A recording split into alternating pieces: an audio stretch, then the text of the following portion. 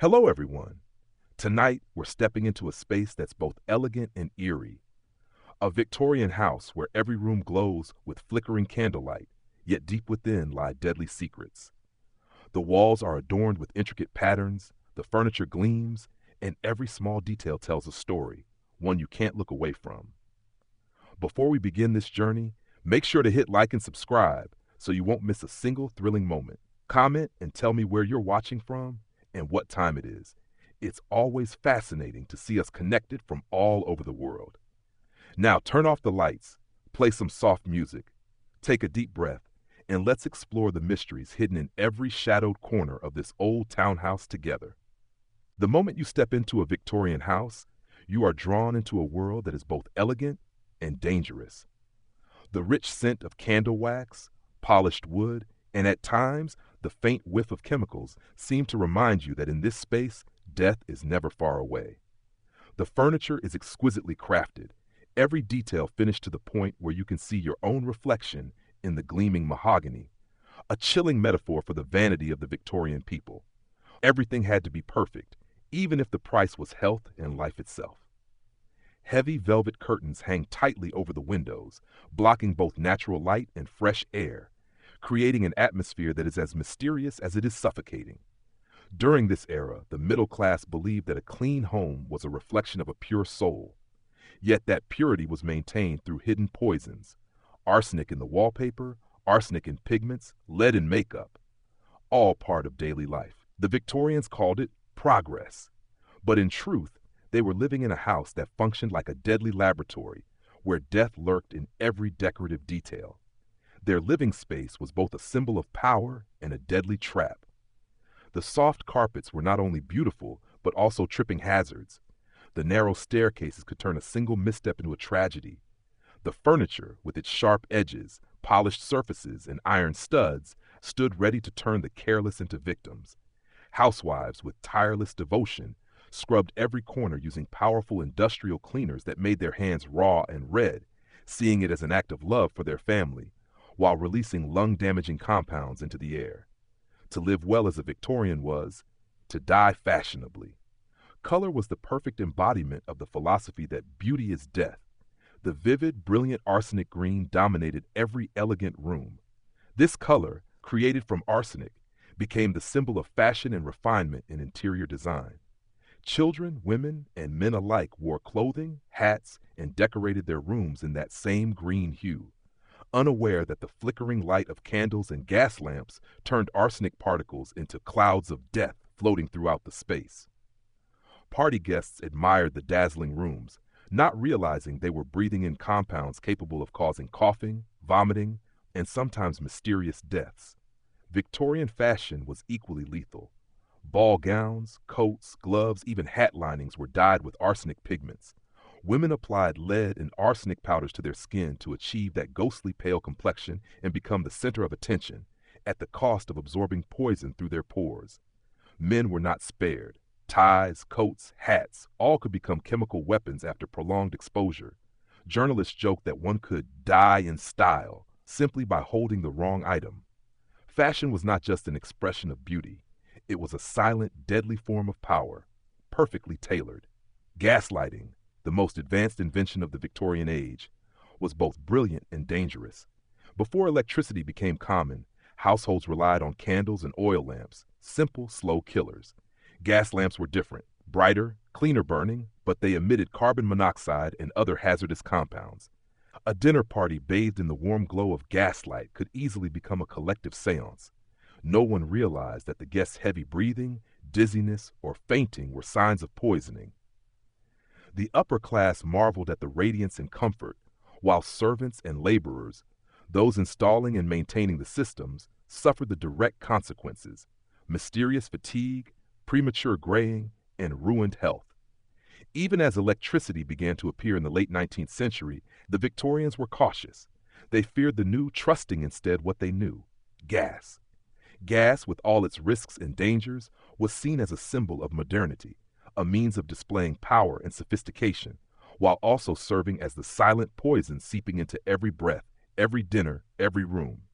The Victorians learned to accept that light, comfort, and luxury always came with a mortal price. The Victorian home was a living space where beauty, power, and death coexisted. Every object, from curtains, wallpaper, and carpets to gas lamps, was part of a sophisticated system that served both elegance and hidden danger. Their relentless pursuit of perfection, refinement, and social class came at the cost of health and sometimes life itself. The Victorian era proved one clear truth: progress is never harmless, and elegance often walks hand in hand with silent death, woven from beauty and style, leaving the living both delighted and haunted. And that is what makes the Victorian house so hauntingly captivating. It's not merely a living space, it's a challenge to the senses and the mind. You are both admiring its exquisite beauty and reminded that in this world, beauty and danger always go together. The shimmering atmosphere, radiant light, flawless decor, and deadly colors create an experience no visitor could ever forget. Mesmerizing, terrifying, and at times, a lesson in how death hides within the things you believe to be most harmless. In the Victorian world, nothing was harmless, not even fragrance. Scent, long regarded as a symbol of refinement and civility, was also a silent killer. The Victorians were obsessed with perfumes, from rose and violet to complex blends containing chloroform, benzene, or ether, which they believed could revive the spirit when inhaled. In reality, these substances deceived the body, making the heart race and the head spin, sometimes leading to slow death, all within the bounds of elegance. Not only women, but also men were at risk. Hair oils containing mercury nitrate made hair glossy, but entered the body through the scalp. Every item, from handkerchiefs and combs to perfumes and essential oils, turned the home into a biochemical laboratory. A fragrant, glowing room was in truth a battlefield of chemical compounds that Victorians proudly called progress. Housewives eagerly scrubbed and polished every surface with industrial cleaning products like carbolic acid, mercury soap, ammonia, and chlorine bleach. If the chemicals stung their eyes or burned their skin, they took it as proof of effectiveness. Pain was celebrated as part of morality. The more one endured, the cleaner the family, and the higher the social reputation. But the consequences were horrifying. Chronic coughing, headaches, dermatitis, and even unexplained deaths were common in households that prized modern hygiene.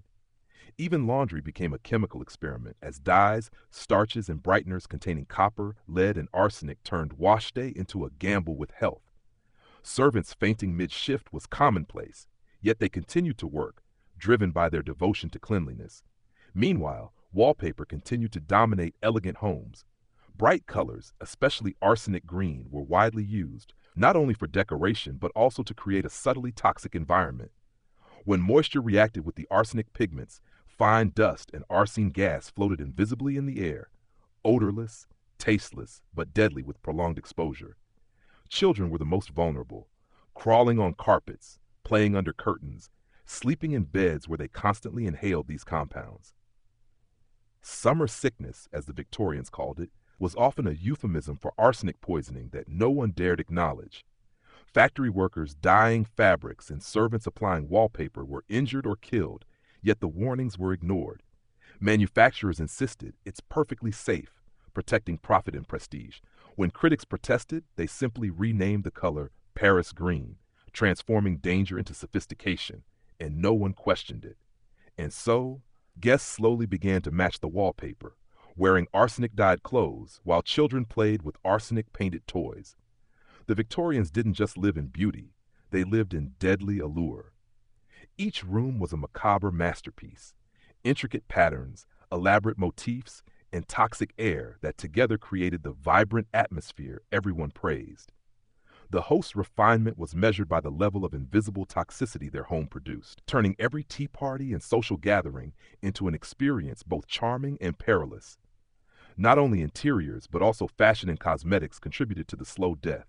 Smooth, pale skin, the ultimate symbol of status, was achieved with powders made from lead carbonate, arsenic, and lead acetate. Glossy, shining hair came from oils containing mercury nitrate, accompanied by a pleasant but chemical-laden scent. Men and women alike lived amid deadly beauty. Every breath, every touch, every smile carried risk. Even a perfumed handkerchief could contain anesthetic compounds, causing accidental fainting at parties. Gaslighting was the perfect example of convenience fused with danger. Brighter than candles or oil lamps, it bathed parlors in radiant light while releasing carbon monoxide and other toxic gases. A Victorian dinner party under shimmering gaslight became a collective seance. Guests growing weary, dizzy, or fainting were all seen as normal. The upper class adored the glow, viewing it as a modern symbol, while the laborers installing and maintaining the systems faced the cost: declining health, premature gray hair, and illness. Even when electricity appeared, they remained skeptical, clinging to gas as the devil they knew. And so, each house became a chilling amalgamation of progress, comfort, and poison. Elegance, refinement, and convenience came hand in hand with silent danger, though turning beauty into a form of slow, destructive power. The Victorian house, therefore, was a living space both enchanting and lethal, where every detail was meticulously calculated, from scent, light, and wallpaper to furniture, clothing, and cosmetics.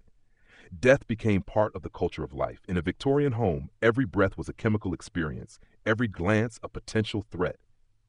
Yet for the Victorians, this was inevitable. Beauty must come with danger, cleanliness with pain, and luxury with silent death. In that world, every detail was perfectly tailored, from curtains and wallpaper to perfumes and cosmetics, turning the home into a magnificent but deadly portrait, where beauty and death intertwined so seamlessly they were nearly indistinguishable. The Victorians seemed to believe that the more conveniences they had, the greater the danger, and that peril itself was a measure of civilization.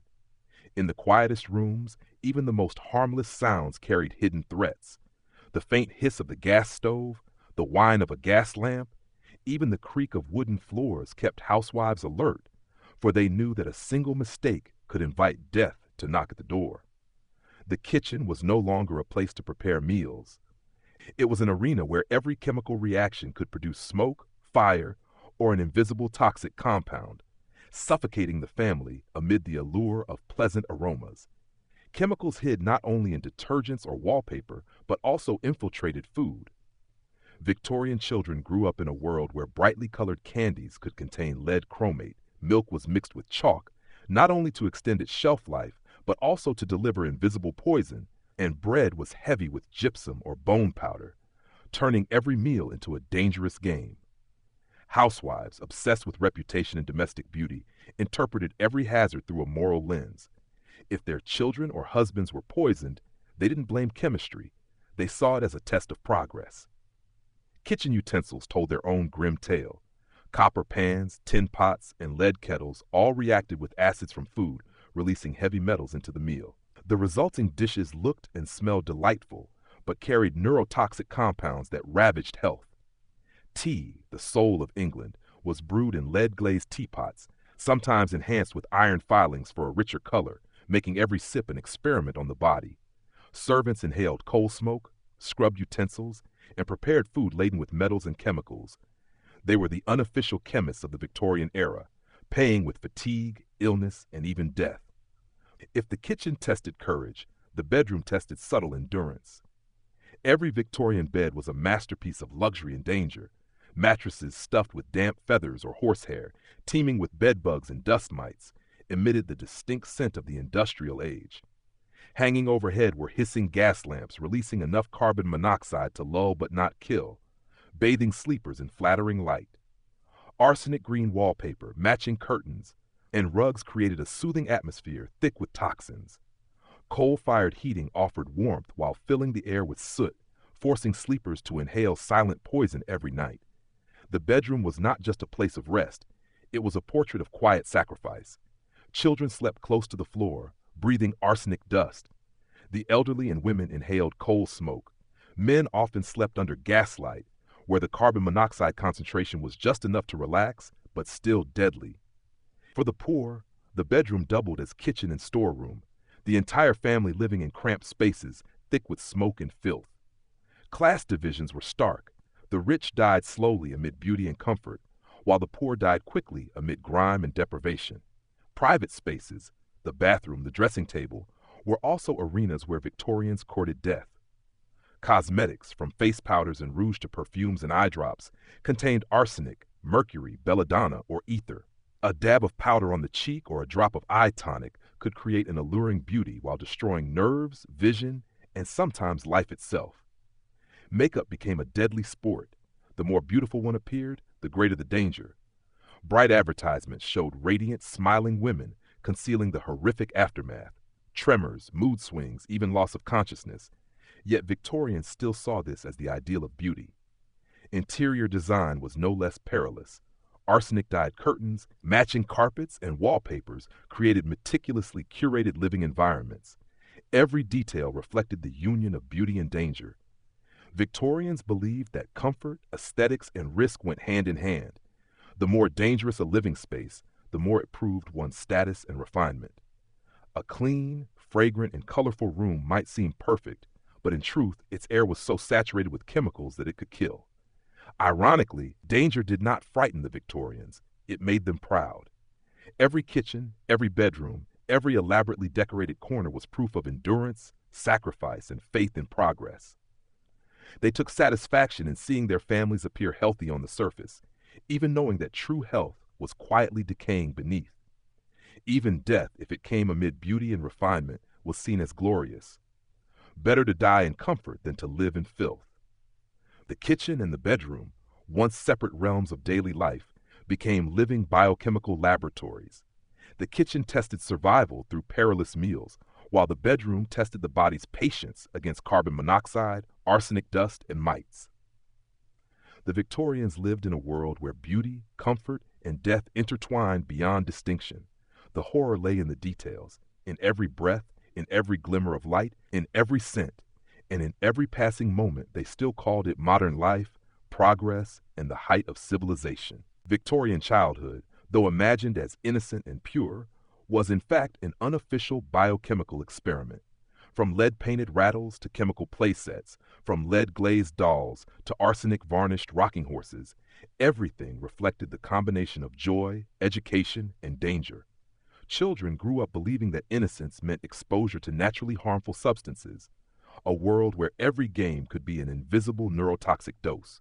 They hugged pale dolls with sparkling glass eyes, inhaled arsenic and mercury from their toys, and sometimes learned that small doses of morphine or laudanum were polite aids for a good night's sleep.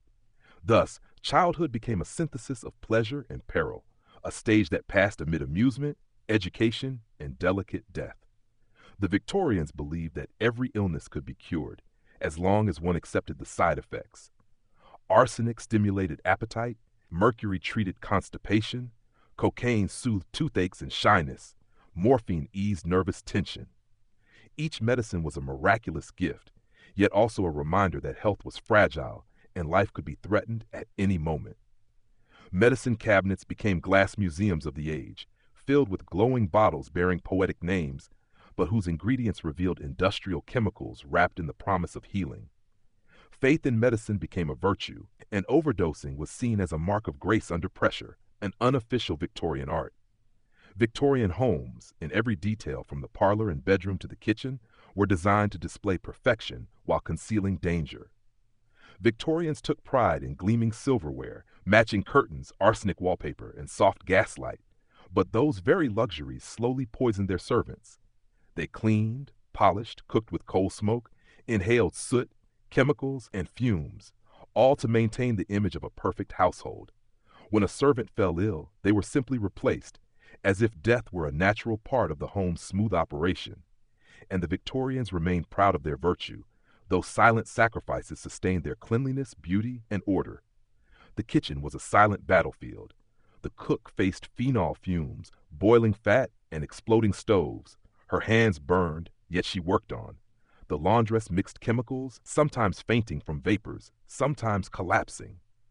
The chimney sweep boy inhaled soot from childhood, his lungs becoming as black as the hearths he cleaned. The cook was the general in a daily war against fire, smoke, and chemicals, aware of life's fragility, yet unable to stop. The Victorian house functioned thanks to diligent, invisible people who quietly died maintaining its beauty. The master could boast of shining silver, matching curtains and polished tables, but it was the servants who achieved that perfection with their blood, sweat, and breath.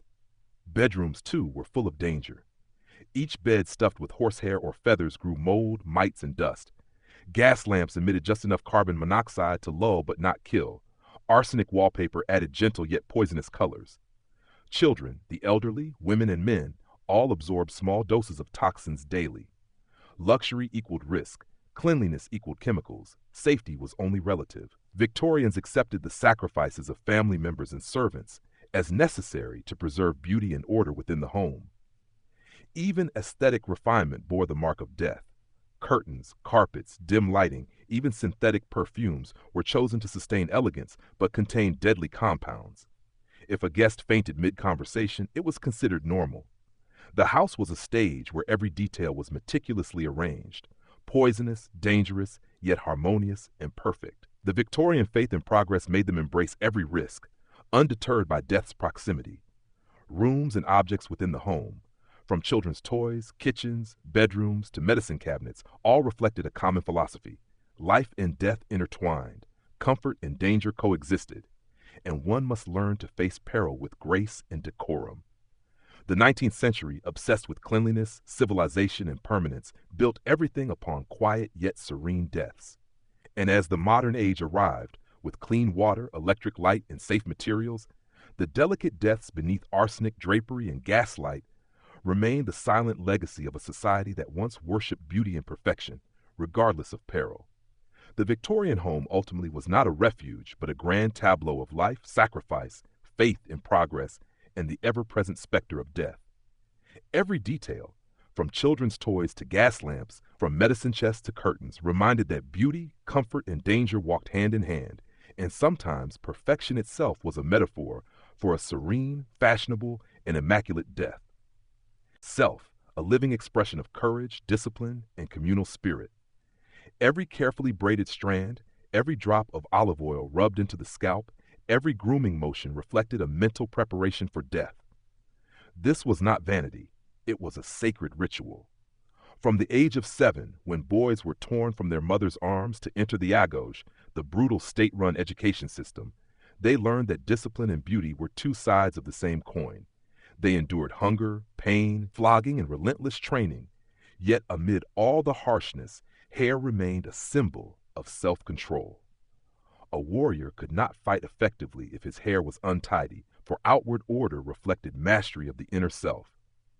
Every day, Spartan boys were taught that combing their hair, polishing their cloaks, and maintaining personal hygiene were parts of battle preparation. Standing before the campfire under flickering light, they groomed their long hair, occasionally rubbing it with olive oil for shine. To outsiders, the sight might seem mad, but to Spartans, it represented refinement and strength. Before entering battle, the care given to their hair was not for vanity, but to send a message. The enemy could not terrify them, and comrades could trust in their steadiness. Hair became a battle flag, waving as a symbol of courage, showing that death, if it came, would come with dignity. These rituals also carried deep communal meaning. Spartan warriors combed each other's hair, checked braids, tied loose strands, ensuring that each looked fierce, solemn, and ready to face death. This ritual transformed an army into a single unified body, where individual strength merged with collective spirit. It reminded them that in a society where all lived for the state, self-control and discipline were supreme, and any disorder was a sign of weakness. A soldier could endure pain, loss, or hunger, but if his hair was disheveled, it meant he had not mastered himself. Like men, Spartan women were trained and encouraged to maintain neat appearances, their long, lustrous hair symbolizing vitality, discipline, and dignity. Unlike Athenian women who concealed their hair, Spartan women let it flow freely, expressing freedom and power. Upon marriage, they cut their hair as a ritual marking the transition from maiden to wife, but it would grow long again, reflecting their new status and stability. They also played a role in caring for the warrior's hair, combing, braiding, and oiling their husband's or son's hair before battle, an act that expressed both affection and readiness for death. These final touches carried courage and patriotism, turning each strand into a link between love, duty, and survival. In crucial battles, the hair ritual became a strategic instrument. When Leonidas and his 300 soldiers stood at Thermopylae, they did not rush to prepare weapons or armor. They sat by the fire, combing, braiding, and oiling their hair. The slow, orderly actions astonished Persian scouts. They saw an army completely calm before death, each man neat, gleaming, and composed. This was living proof that for Spartans, death was not an enemy. It was an integral part of life, made bearable and memorable through dignity and preparation. The Spartans viewed hair not only as a battle symbol, but as a psychological shield. In grooming and caring for their appearance, they soothed their nerves, focused their minds, and readied both body and spirit for danger. A warrior was judged not only by physical strength or combat skill, but by his neatness and composure. This allowed them to conquer fear and at the same time impress their enemies. A wall of long-haired warriors, shining armor, calm before death, terrifying and admirable all at once. This ritual also reinforced camaraderie. Each warrior took part in caring for another's hair, checking braids, adjusting cloaks, ensuring uniformity. Through this, they learned to place collective responsibility above the self. Such preparation turned individuals into parts of a unified whole, where discipline, beauty, and courage merged. It was a powerful message. Death might come suddenly, but dignity and unity would endure. Hair, olive oil, cloaks, rituals, all were symbols of a philosophy. Beauty and strength were not opposites, but allies. When a Spartan warrior fell, the image of his tidy hair, shining armor, and serene demeanor served as a reminder. Death may be inevitable, but preparation and dignity render it eternal. Spartan women with their long, glossy hair and warriors with their groomed locks together created a world where beauty, discipline, and death intertwined, reminding all that life and death alike were measured by dignity, communal spirit, and courage. In the Agog system, lessons on hair, hygiene, and ritual were extensions of holistic education. They taught that external control reflected inner strength and that both men and women bore responsibility for the dignity of themselves and their community. A long-haired warrior meticulously prepared a woman proud of her shining hair. Both sent a message to the world that Sparta lived for perfection, discipline, and loyalty. And when stepping into battle, under the sun, amid the scent of bronze and the sounds of war, their well-groomed hair became an immortal emblem. It reminded that preparation, order, and beauty could transform death from something terrifying into something worthy of reverence, and that a disciplined, united, and proud society could turn fear into strength.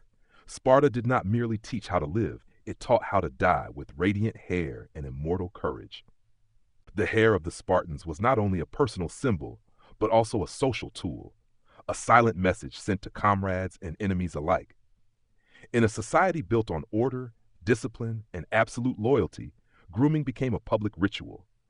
There was no concealment or privacy here. Young men newly graduated from the Agoga were groomed before all their peers and elders, as a declaration that they had completed the brutal training process, that they were ready to shoulder the responsibilities of a warrior and citizen.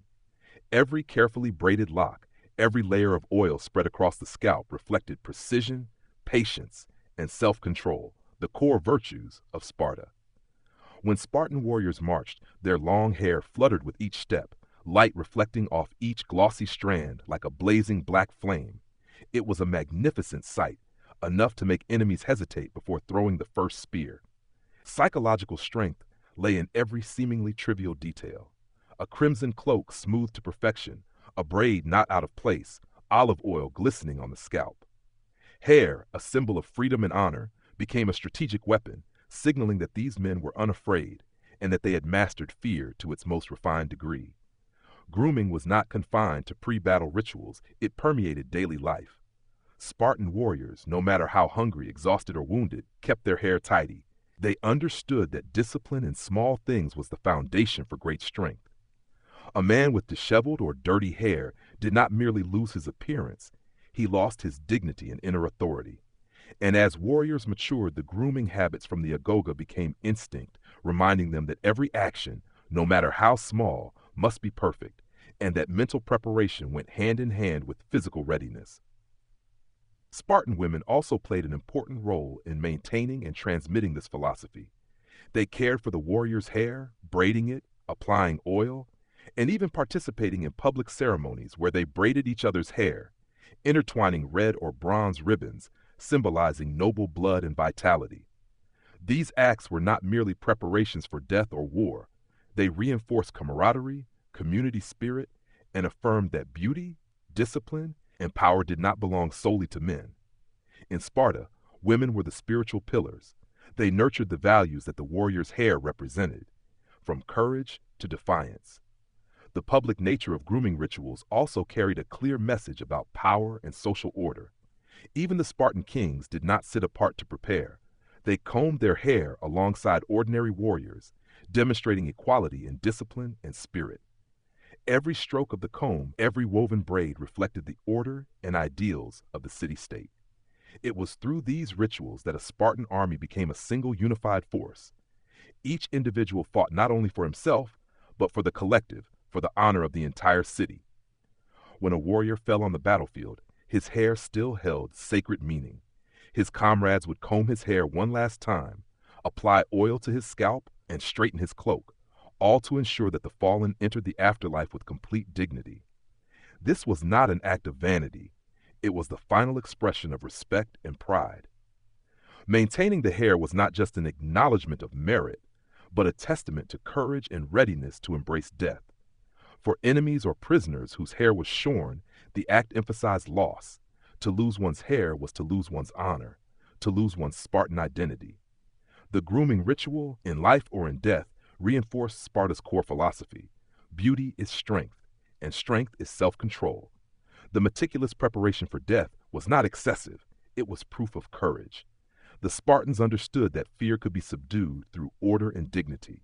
Every braid, every drop of oil, every precise ritual served as a reminder that the spirit, both one's own and the enemy's, could be shaped through presence, composure, and outward order. Even after war, the grooming ritual continued. Survivors washed away dust and blood, combed their hair, and restored their armor.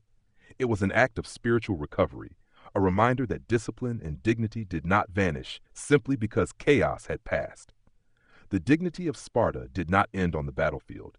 It was a continuous existence expressed in every detail, from hair to conduct, from oath to duty to the community. In all these rituals, beauty and the conquest of fear intertwined. A Spartan warrior was judged not only by his sword or muscular body, but also by his composure and ability to maintain outward order in the face of death.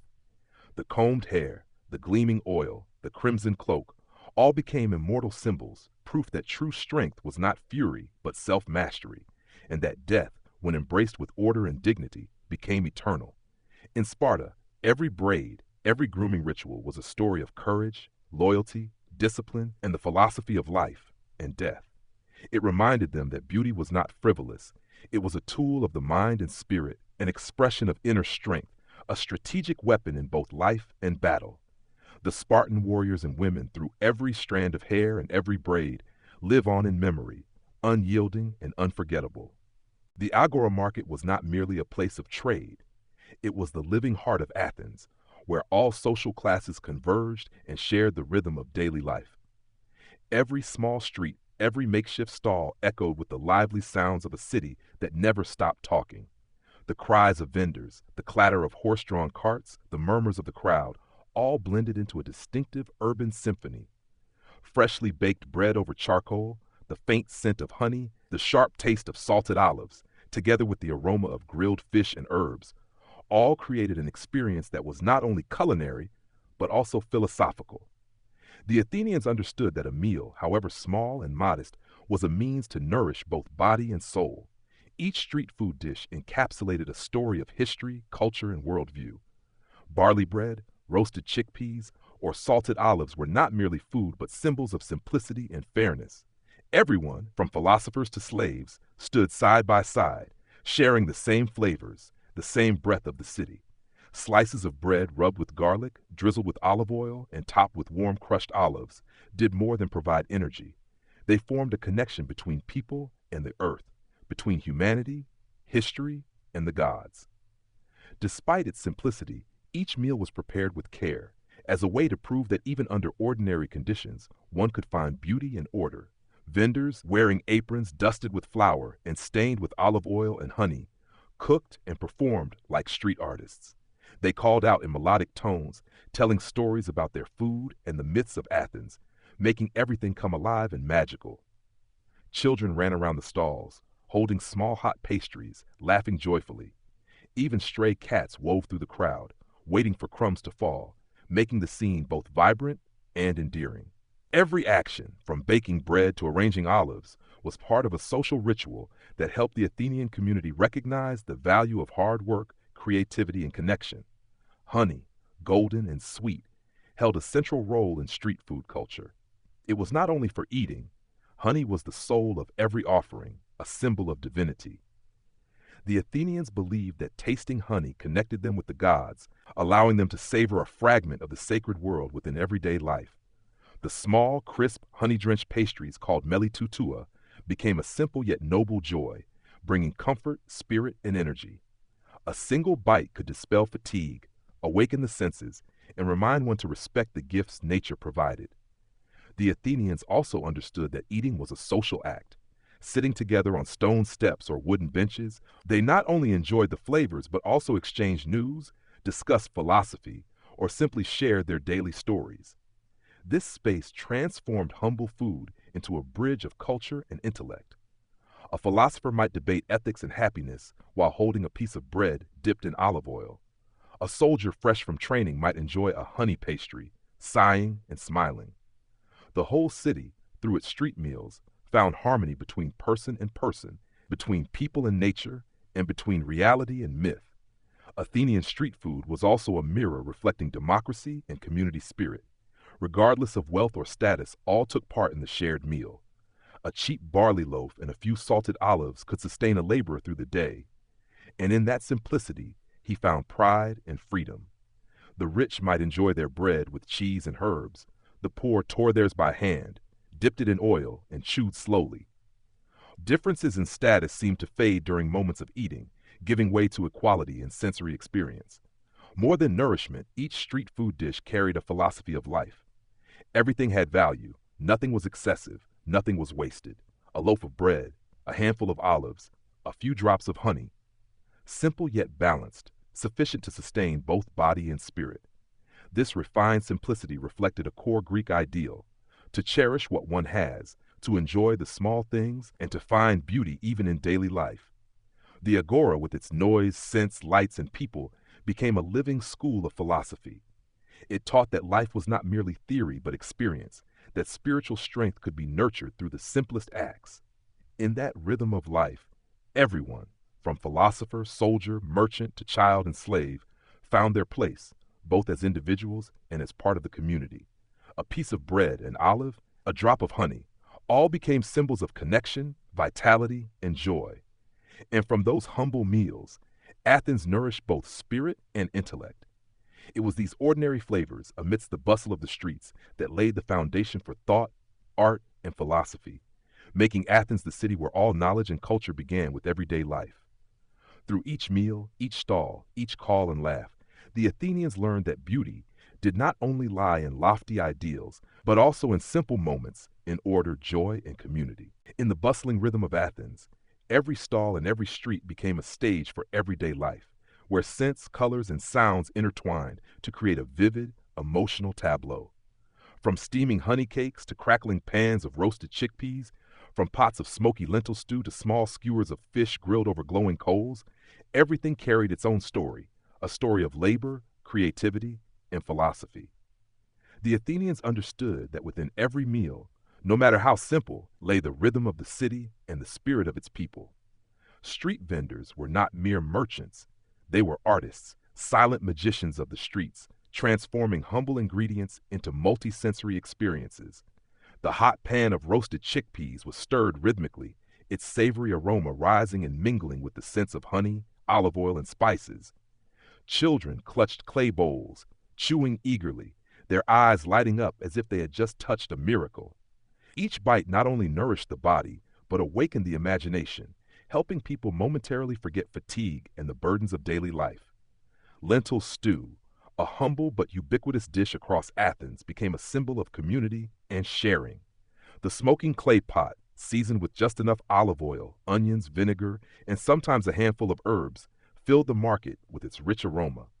Citizens, from slaves to philosophers, sat together, holding small clay bowls, savoring the dish while exchanging stories. A meal that seemed simple, yet encapsulated the Greek philosophy, humble yet noble, frugal yet refined, connecting the individual with the collective.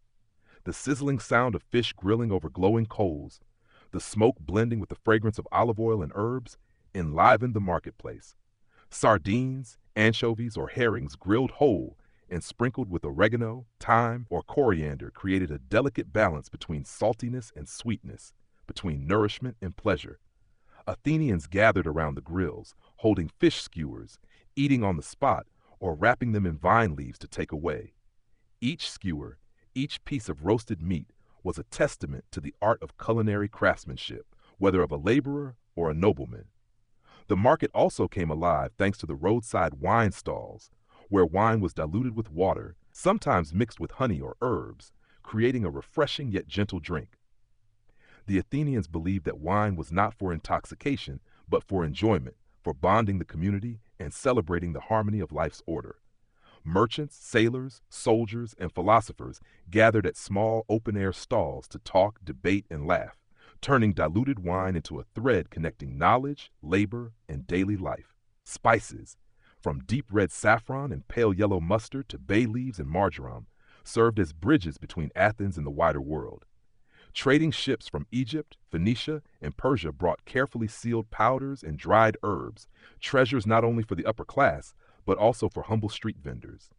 A bit of Egyptian dill, a pinch of thyme, or a speck of red pepper sprinkled on chickpeas, grilled fish, or bread was enough to transform a simple meal into a magical experience, making each bite a festival of flavor and sensation. More than mere seasonings, spices were symbols of exploration and commerce. They evoked journeys to distant lands, the meeting of cultures, and the ability to turn the faraway into the familiar. Every flavor, every pinch of herb told a story of Athens' connection to the sea, the desert, and other civilizations. Through food, the Athenians learned to value diversity, precision, and the richness of the world. The sounds of the agora, the clinking of coins, the vendors' calls, children's laughter, and the distant notes of flutes combined with the flavors, colors, and warmth of food to create a complete sensory experience. Athenians grew up amidst this rhythm, learning that joy and wisdom did not reside only in temples or philosophy, but also in the act of eating, in conversation, in the scent of freshly baked bread, grilled fish, and spices. Each street food dish, each fish skewer, each honey cake or bowl of lentil stew became part of a life philosophy, simple yet refined, modest yet meaningful. They taught that even amid chaos, hardship, or darkness, people could still find beauty, balance, and joy in everyday moments. Athens was not only the city of philosophy and art, but also a place where people learned how to live, how to savor, and how to connect, through food, through flavor, and through the sounds of life. And when sunset descended, the smoke from grills and clay pots lingered in the air, the scent of honey, olive oil, spices, and grilled fish still hanging around. Stories, laughter, and philosophy carried through every meal created a living Athens, where every sense was awakened, where everyone could feel the heartbeat of the city, of the community, and of everyday life. Simple, yet profoundly deep. On the Silk Road, every sense was awakened by a complex symphony of ancient merchant life. Caravans of camels wound their way across the desert like ships on a golden sea, carrying fabrics, incense, spices, and luxurious gifts from the east. Every bag of goods, every bolt of silk, every jar of saffron or peppercorn told a story, a mark of distant lands and the people who wove together the web of ancient civilization. Walking on the scorching sand, merchants, guards, and scholars, their faces covered against the desert dust, became witnesses to cultural exchange, where Athens, Persia, China, India, and Arabia met in the ceaseless rhythm of trade. Morning in the desert carried a chill mingled with the scent of sand and the lingering smoke of campfires from the night before. The caravan stopped at roadside shelters, places that were both inns and small markets for wanderers. Campfires flickered and sent up smoke, mingling with the smell of roasted meat, stewed beans, and strange herbs.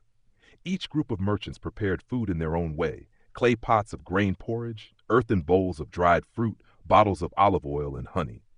Even in this harsh land, people still found joy in their meals, whether humble or grand.